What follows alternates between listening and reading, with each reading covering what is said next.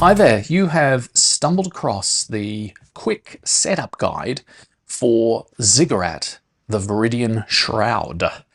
So the Ziggurat is, I guess it's a true solo roguelike adventure card game where you take on the role of a legendary hero who embarks upon a mysterious quest at the Ziggurat, deep, deep within the impenetrable jungle of the Viridian Shroud.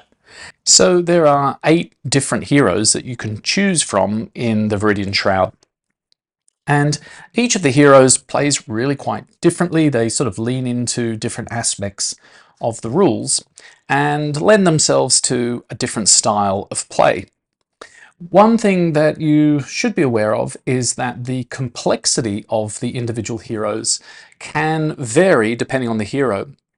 You'll notice on the back of the hero avatar card, there's a brief background, the suggested setup, but also a complexity rating for each of the heroes. So Sorka here has a complexity rating of 2, while Vixen, for example, has a complexity rating of 1. Now, the complexity rating really is just an indication of how familiar you should be with the rules before you start attempting to play with that particular hero. So start with the lower complexity ones and build up to the higher complexity ones as you go, but they're all fun. Today, I'm going to look at the setup, say, for Vixen, who's one of the kind of starter heroes that you should start with. Both Vixen and Vulcan have a complexity of 1. So let's have a look at what we do to set up a basic hero. So on the back of the hero card, it has this suggested setup routine, which tells you all of the individual cards that you should be using for this particular hero.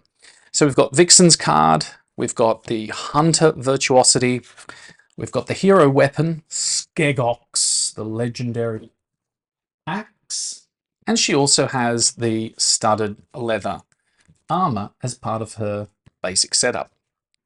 And all heroes will start with hit points, 10 hit points.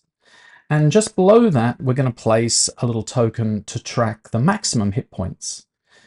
Also, we have a grit track. The grit track, it's a kind of, well, it's a measure of your determination. And largely it's used for skill check mitigation. If you have a bad dice roll, you can look to use your grit track to mitigate that. All heroes start with a grit of 2 and a grit reset value of 2 as well. There's a little reservoir here for experience points. You don't start the quest with any experience points, but you will gather those as you go through your adventure. So the little summaries here for attack, defense, and armor. Let's have a look at those. Your gear, in this case, studded leather armor, and different heroes will have different gear. It kind of represents a kind of abstract view of all of the equipment that you're wearing to protect yourself. You're kind of adventuring attire. And in this particular instance, it nominates what our defense value should be, shadow -1, and an armor value of 1. And so we're just going to put that summary next to the relevant markers on our hero life path. So we get shadow -1. Vixen has a shadow of +2, so that gives us +1. And we also have a basic armor rating of 1. Perfect. So our attack rating is determined by the hero weapon that we have. And the legendary axe Skegox says that we need to use the muscle attribute for our attack rating. So Vixen has +1 muscle, and so she gets a +1 attack. Now the Hunter Virtuosity, it's like a kind of special talent that Vixen has that sort of sets her apart from other heroes. And that gives her a variety of different abilities or powers that she may be able to draw upon during the course of her adventures. And the Virtuosity and your gear card simply slip underneath the hero avatar card, like so. And you'll notice that both the hero card and the hero weapon card sit independent of each other. That's because they can both have attachments and they can both be independently exhausted in order to activate powers. So you have hero powers and you also have hero weapon powers. And that's the basic setup for a hero. There are 6 quests to choose from in the Viridian Shroud. And quests fall into 2 different basic categories. There's a vignette quest, which is a kind of smaller, shorter adventure, and they take around about 60 to 90 minutes to complete. And there's also the saga quest, and these are slightly longer. They have their own peril event deck, which is a special series of encounters just for this specific quest, and they take around about 90 to 120 minutes to play. And you can choose any quest and combine them with any hero. So today we're going to look at the tutorial quest, which is a special version, special streamlined version of the Monolith vignette quest. And you can tell the tutorial quest apart from the others simply because it has all of these bright blue borders on the individual cards associated with this quest. There's also a series of location encounters that have this specific tutorial badging in the bottom right hand corner, and these should be isolated from the other location encounters in your deck box and joined with the tutorial quest. You won't use these encounters in any other place except in the tutorial. Okay, so I'm going to set aside the tutorial quest for now and have a look at the standard content that comes as part of the Ziggurat.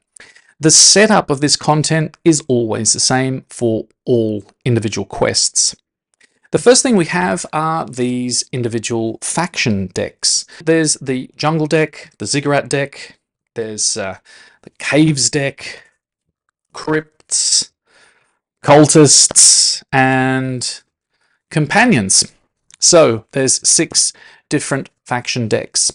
And each of these should be arranged according to their faction type and shuffled. Throughout the adventure, you won't shuffle these decks again. You'll just maintain the order as they go. So when you've finished assembling your faction decks, just put them to the side of your play area so that they are readily available during play.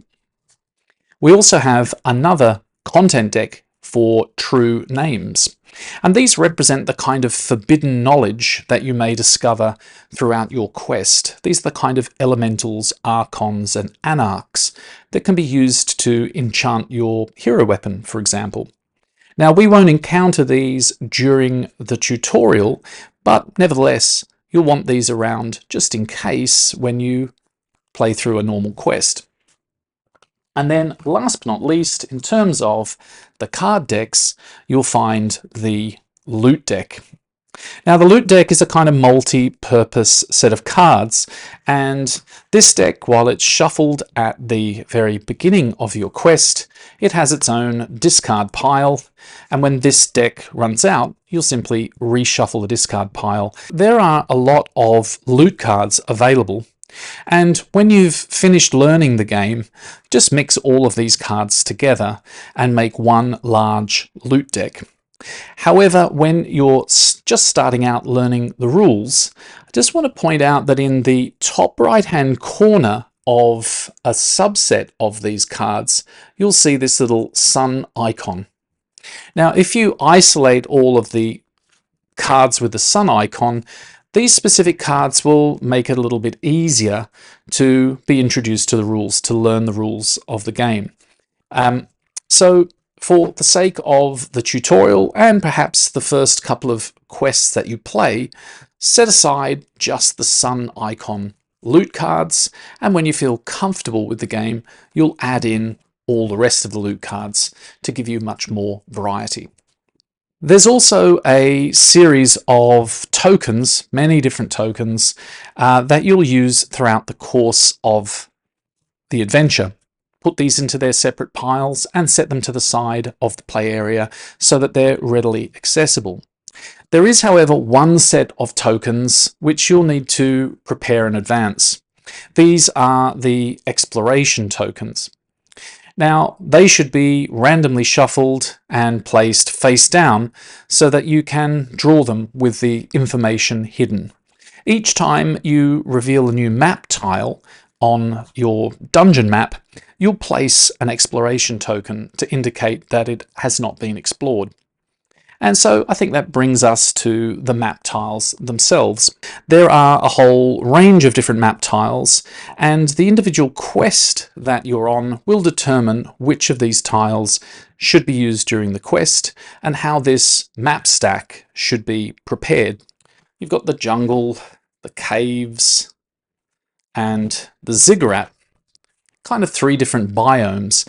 The Viridian Shroud above ground, the ziggurat itself, this huge megalithic structure, and a kind of subterranean labyrinth that sits beneath it.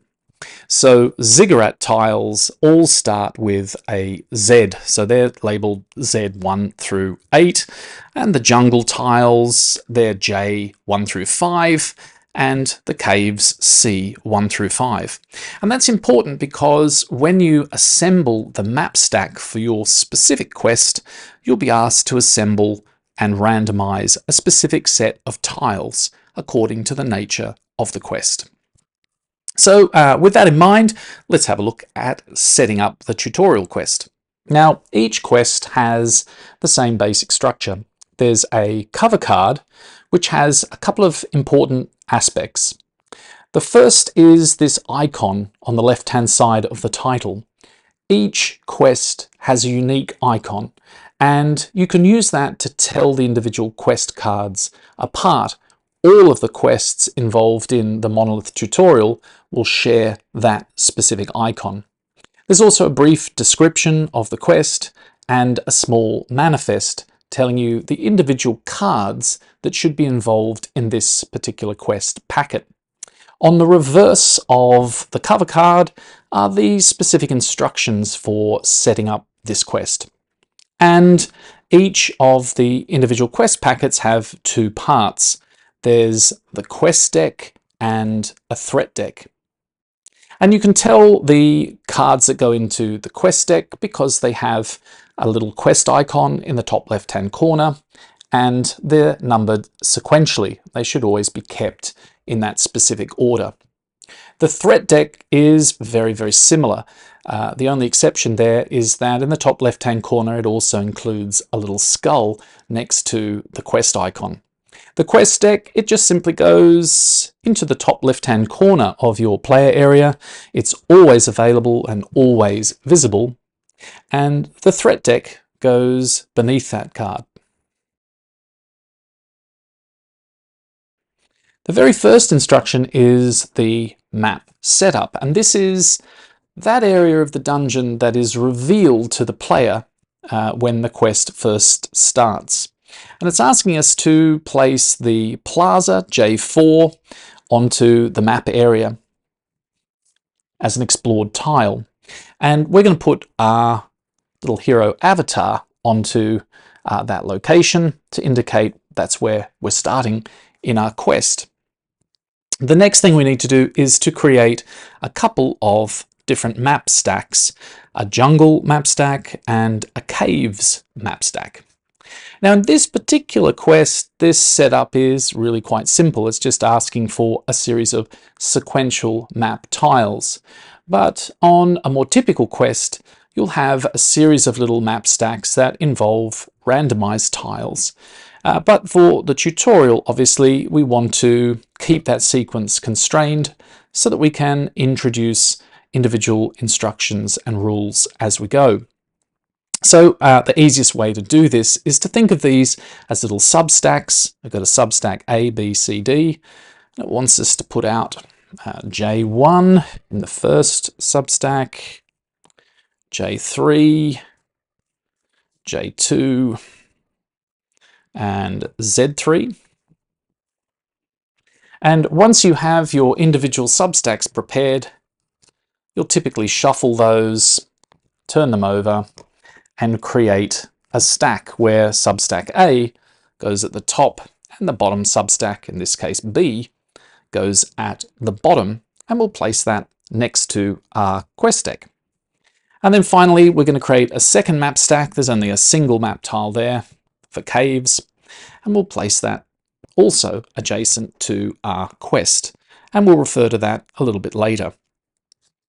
The next thing we're after is a series of set-aside cards, and it's not at all uncommon for a quest to ask you to isolate and set aside very specific content that relates just to this quest.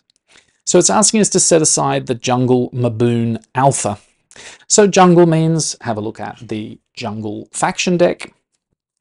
I'm going to look for this character called the Maboon Alpha. There he is, a handsome devil. And we're going to place that card, again, next to, adjacent to our quest deck. And move on to the hero setup. So it's very common for each quest to start with different parameters for your hero. It kind of gives an indication of the equipment they might have at the start of the quest, or any special things that are part of the particular quest that you're on. So there are two things that this particular quest is asking for. It says draw 3 loot cards and also attach the Urchin Malediction. I'm going to start with the Urchin Malediction. Now, a malediction is very similar to a virtuosity or a talent, except it's not a good thing, it's typically a bad thing. So the malediction, you could think of it as a curse or perhaps a burden. And in this particular quest, we have along for the ride a little street urchin. In fact, it's a blind beggar girl with, well, let's say, perhaps supernatural powers. And if we flip that card over, it's again looks just like a virtuosity, and we will tuck that next to our hero avatar card. I just want to have a look at the trait because it adds an additional trait to our hero, which we'll have to reference throughout the course of the game. And this trait has an at rest ability, which is something that takes place during the rest action. This little hazard symbol in front of the at rest ability means that every time we rest, we must use this ability. And in this case, it says starving, and whenever we rest, we have to feed the urchin, either by giving her a piece of equipment or losing 2 health. Okay, so we simply place the malediction as an attachment on the hero avatar card. Now next we're going to look at drawing 3 loot cards for our hero. So we take them straight off the top of the loot deck like so. But whenever you draw loot cards from the loot deck, you always draw them face down. You do not reveal the individual cards. And that's because loot cards in the game have a couple of different states. In this state, face down, they're known as equipment cards. Now there is an action that I can perform at any time, except inside combat, where I can rummage in my backpack and reveal what the specific card is. So if I reveal that card, I now have a loot item card, an item card. So when they're face down, they're equipment cards, and when they're revealed, they become item cards. You can change an equipment card into an item card, but you can never do the reverse. You can never change an item card back again. Well, what's the difference? What's the point of having these two different states? Well, the equipment cards are a kind of abstract supply resource, general adventuring equipment. So if you needed a length of rope, or an iron spike, or a 10-foot pole, or some rations, or something simple and generic as adventuring equipment, then you would refer to as many of these different equipment cards as you may have. On the other hand, if you look inside your backpack and actually reveal the equipment, so like in this instance, we've got Turgeon's Lucky Sovereign, we found this little shiny coin at the bottom of our bag, we discover something tangible and specific. So item cards are consumable cards. When you activate their ability, then you discard them. But they can also be used for other things. Item cards tend to be a little bit eccentric, and sometimes they have an obvious use, and at other times their uses are less obvious. But nevertheless, they can be very powerful in the right situation. The other thing they have is this parlay action symbol. So if you're going to have a peaceful resolution with a denizen in the Ziggurat, then you're going to need something to exchange or trade with them if you're going to trade or recruit them as a member of your party. And so very often you'll need an item with a matching keyword if you want to engage in a parlay action. Equipment cards, well, they have all kinds of uses as well. You can discard an equipment card in this state to gain an advantage when you take a skill check. You may also be asked to discard an equipment card as part of a choice in a location encounter. And if you don't have an equipment card available, then you won't be able to make that choice. Also, you'll find that certain heroes and companions that you meet will be able to use equipment cards to improve themselves or level up those particular cards.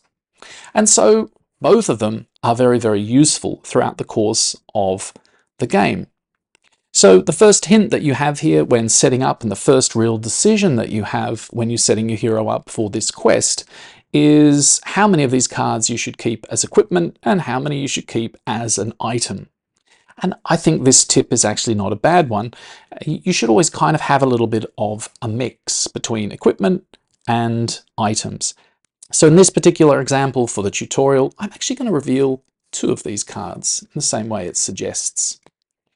So we've got Turgeon's Lucky Sovereign and a Keen Throwing Knife. Perfect. And we'll place these into our hero tableau. And that's it. All we need to do now is begin the quest.